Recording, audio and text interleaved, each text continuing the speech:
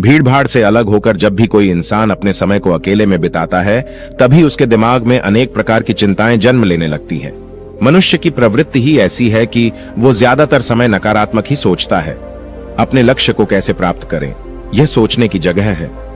वो ये सोचते हैं कि अगर लक्ष्य पूरा नहीं हुआ तो मैं क्या करूंगा, और इस प्रकार की नकारात्मक विचारधारा के कारण जीवन परांत डर डर कर जीने लगते हैं।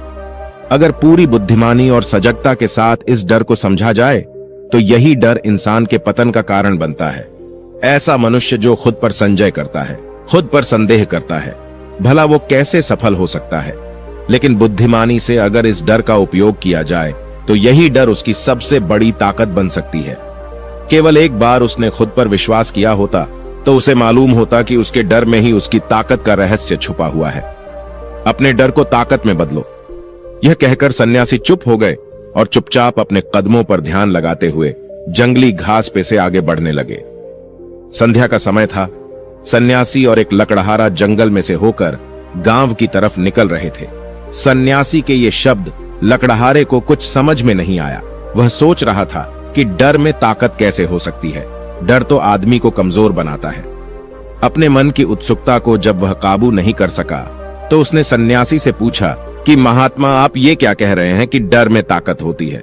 डर तो आदमी को कमजोर बनाता है, उसे तो अपना डर दूर करना चाहिए। लकड़हारा अपनी बात पूरी कर पाता उससे पहले ही उसे एक शेर की दहाड़ सुनाई दी। लकड़हारे का रोम रोम कौंप गया, उसके कान खड़े हो गए। जंगल से आती एक एक आहट उसे साफ सुनाई दे रही थी। उसके कदम वहीं पर जम गए थे। वह भाग भी नहीं पा रहा था। उसे पता था कि थोड़ी सी हरकत उसकी जान जोखिम में डाल सकती है। उसका दिल तो तेजी के साथ धड़क रहा था, लेकिन फिर भी वो अपनी सांसों पर काबू पाने का प्रयास कर रहा था। कुछ देर बाद जब खतरा टल गया तब सन्यासी ने कहना शुरू किया। सन्यासी ने कहा कि अभी जब तुम डरे हुए थे तो तुम्हारे शरीर का रोम रोम जाग गया था। जंगल से आ रही छोटी सी छोटी आहट पर भी तुम्हारा ध्यान लगा हुआ था। तो इस प्रकार अपने मन के डर के कारण तुम होश में आ पाए, तुम पूरा ध्यान लगा पाए। इससे पहले जब तक तुम्हें शेर की दहाड़ सुनाई नहीं दी थी तब तक तुम अपने विचारों में खोए हुए थे, लेकिन जैसे ही तुम्हें शेर की दहाड़ सुनाई दी वैसे ही तुम्हारे सारे विचार गायब होकर हम वर्तमान में उपस्थित हो गए थे। यदि तुम्हें अभी शेर से बचकर भागना होता या फिर उससे लड़ना होता तो तुम्हें अपने शरीर की वो क्षमता देखने को मिलती जो आज तक जीवन में तुमने खुद भी महसूस नहीं की होगी। जब कोई कुत्ता तुम्हारे पीछे दौड़ता है उस समय तुम्हारी जो रफ्तार होती है वो तुम्हारी आम जिंदगी से कहीं ज्यादा होती है। साधारण जीवन में तुम इतने तेज नहीं दौड़ पाओगे जितना कि एक कुत्ते के सामने दौड़ पाओगे। ये ताकत या कहें कि हमारे शरीर की क्षमता अभी देखने को मिलती है जब हमारा मन डर में होता है। किसी डरावनी परिस्थिति में हमारा मस्तिष्क और हमारा शरीर अपने उच्चतम श्रेणी में काम करता है। जो काम तुम आम जिंदगी में नहीं कर पाते वो तुम्हें डराकर कराया जा सकता है। जहां पर भी तुम्हें डर का एहसास होता है वहीं पर तुम्हारी इंद्रियां पूर्ण रूप से सक्रिय हो जाती हैं। तुम्हारे कानों की सुनने की क्षमता तेज हो जाती है, दृष्टि एकटक हो जाती है, सक्रियता बढ़ जाती है, और जैसे जैसे वो डर खत्म होता है वैसे वैसे तुम सुप्त अवस्था में चले जाते हो। तुम सो जाते हो और तुम्हारी इंद्रिय फिर से आराम की स्थिति में चली जाती है। सन्यासी ने लकड़हारे से कहना जारी रखा कि परीक्षा से एक दिन पहले जो याद करने की तुम्हारी गति होती है वो साधारण याद करने की क्षमता से कहीं तेज होती है। सिर्फ एक बार याद किया हुआ तुम्हें परीक्षा के समय याद रह जाता है और तुम जानते हो कि ये सब परीक्षा के डर से ही होता है। इसीलिए डर को दूर करने की जगह इंसान को ये सोचना चाहिए कि वो अपने डर को ताकत कैसे बना सकता है।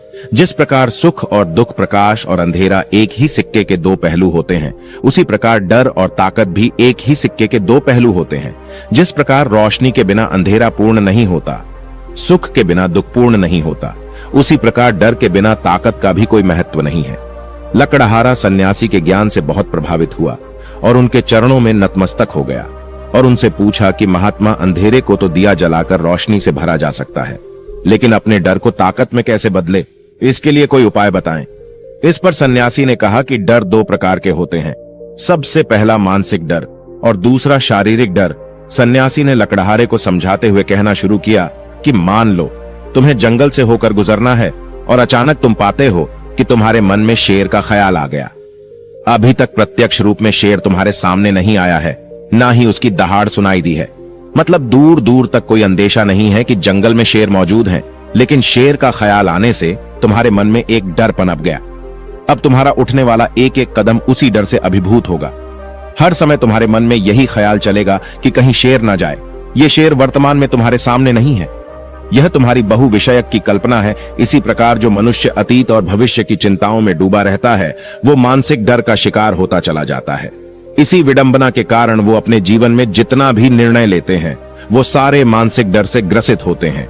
इसीलिए ज्यादातर मनुष्य पूर्ण रूप से अपने निर्णय पर भरोसा नहीं कर पाते हैं, और यही निर्णय या फिर फैसले जो आधे मन से लिए जाते हैं, मनुष्य के कार्य को पूरा नहीं होने देते।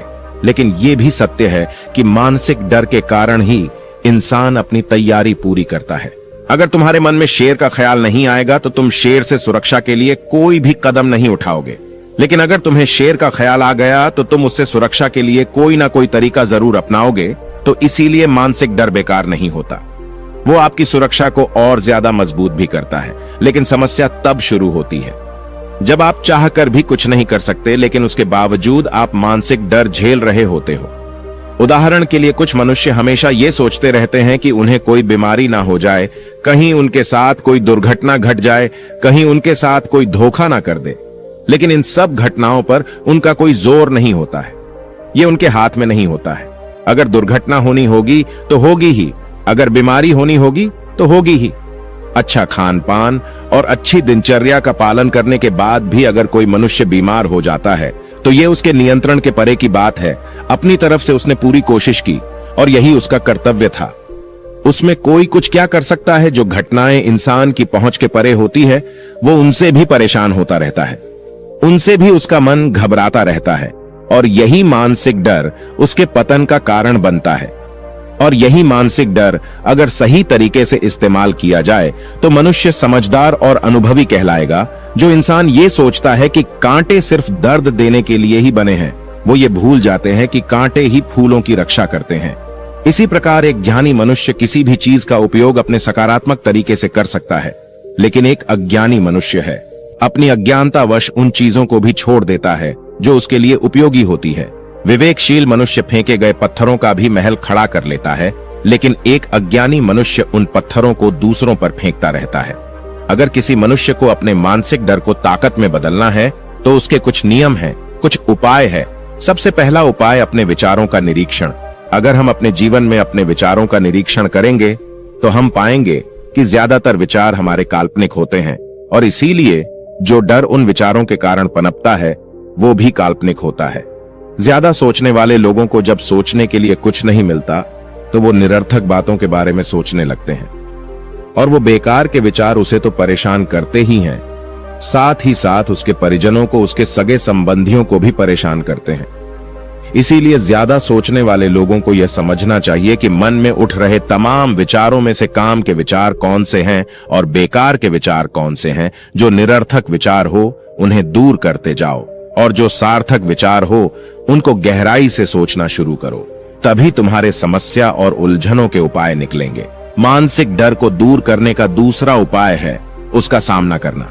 इसका मतलब यह नहीं है कि तुम शेर के सामने जाकर खड़े हो जाओ, बल्कि इसका मतलब यह है कि पूर्ण सुरक्षा के साथ तुम जंगल में जा रहे हो। यदि जंगल में जाना बहुत आवश्यक है तो तुम शेर के डर से अपने घर पर नहीं बैठ सकते हो।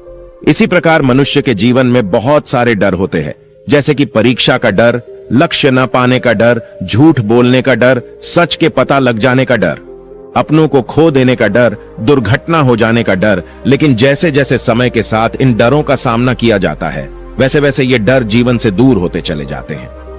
अगर तुम इनसे बचने का प्रयास करते हो तो ये जीवन भर तुम्हें सताते रहेंगे। ये तभी दूर हो सकते हैं जब तुम इनका सामना करो। कुछ लोगों को तो दूसरों के सामने खुलकर बात करने में भी डर लगता है। ऐसे लोगों को अनजान लोगों से बात करनी चाहिए। जितना ही वो लोगों से बात करेंगे उतना ही उनके मन का डर दूर होता जाएगा। मानसिक डर को ताकत में बदलने का तीसरा उपाय है अपने डर को स्वीकार करना। बहुत से लोग अपने जीवन में अपने डर को स्वीकार ही नहीं कर पाते। अगर आप उनसे पूछेंगे कि उन्हें किस चीज से डर लगता है तो वह साफ इनकार कर देंगे कि उन्हें किसी चीज से कोई डर नहीं लगता। लेकिन दूसरों की नजरों में ऊंचा उठने के लिए ये झूठ उन्हें बहुत महंगा पड़ता है।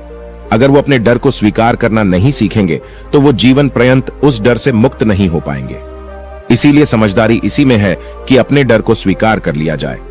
अगर आपको किसी चीज से डर लगता है तो किसी से शर्माने की या झिझकने की जरूरत नहीं है। हर मनुष्य को, हर इंसान को किसी ना किसी चीज से डर लगता ही है, और आप पाएंगे कि जैसे ही आप अपने डर को स्वीकार करते हैं वैसे ही आपका डर खत्म होना शुरू हो जाता है। और जितना ही आप अपने डर को छुपाने की कोशिश करेंगे, आपका डर उतना ही मजबूत होता चला जाता है। ये सारे तरीके हमारे मानसिक डर को दूर कर सकती हैं, लेकिन शारीरिक डर को दूर करने के लिए तुम्हें दूसरे तरीके अपनाने होंगे। सबसे पहले यह समझो कि शारीरिक डर कौन सा होता है। मान लो तुम किसी जंगल से गुजर रहे हो और अचानक तुम्हारे सामने शेर आ जाता है। तुमने पहले नहीं सोचा था कि शेर तुम्हारे सामने आ सकता है, लेकिन जब वो तुम्हारे सामने आता है तो तुम्हारी सारी शारीरिक गतिविधि या शिथिल हो जाती है। तुम्हारी सांसें अटक जाती हैं, मस्तिष्क काम करना बंद कर देता है और तुम्हारा दिल तेजी के साथ धड़कने लगता है। तो इसीलिए जब बिन सोची बात हमारे साथ घटित होती है तो हमारा शरीर उस डर को महसूस कर पाता है, और वही सारी रिक्स डर कहलाता है। ऐसे समय में शारीरिक डर को दूर करने के कुछ उपाय हैं, कुछ तरीके हैं। सबसे पहला उपाय तो यही है कि अपने ऊपर संयम रखें। जब किसी मनुष्य के साथ बिन सोची बात घटती है तो सबसे पहले उसका संयम टूट जाता है, और संयम टूटने के साथ उसका मस्तिष्क काम करना बंद कर देता है, और इसी वजह से सोचने और समझने की प्रक्रिया भी रुक जाती है, क्योंकि हमारा शरीर उसी प्रकार कार्य करेगा जिस प्रकार हमारा मस्तिष्क उसे निर्देश देगा। अगर मस्तिष्क की सोचने समझने की शक्ति खत्म हो गई तो हमारा शरीर भी शिथिल हो जाता है। तो इसीलिए अगर कठिन समय में मनुष्य अपने ऊपर संयम रखता है तो उसका मस्तिष्क सही तरीके से काम करता है और वो सही निर्णय लेकर उस परिस्थिति से तत्काल बाहर आ सकता है। यहाँ पर दूसरा उपाय समझने का यह है कि जीवन में कुछ भी घटित हो सकता है। जीवन बड़ा चमत्कारिक होता है, वो हमारी सोच के अनुरूप नहीं चलता, बल्कि उसमें कुछ भी हो सकता है, और यही जीवन की खूबसूरती होती है। अगर आपको आज ही पता चल जाए कि आने वाले 7 साल तक आप क्या कर पाएंगे तो आपकी जीवन में से रुचि खत्म हो जाएगी। लेकिन अगर जीवन एक रहस्यमयी किताब की तरह बना रहेगा तो आप अपने जीवन से कभी नहीं थकेंगे। आपका जीवन आपको आश्चर्यचकित करता रहेगा। इसीलिए यह समझो कि जीवन में कुछ भी घटित हो सकता है, तुम्हारी सोच से परे भी घटित हो सकता है। इसीलिए कुछ अनुमान मत लगा लेना। इसी सोच को लेकर सन्यासी ने अपनी बात खत्म करते हुए कहा कि इन तरीकों से तुम अपने मानसिक और शारीरिक डर को दूर कर सकते हो और आनंद से भरा हुआ जीवन जी सकते हो। आपको यह कहानी पसंद आई हो तो चैनल को लाइक और सब्सक्राइब करें। धन्यवाद।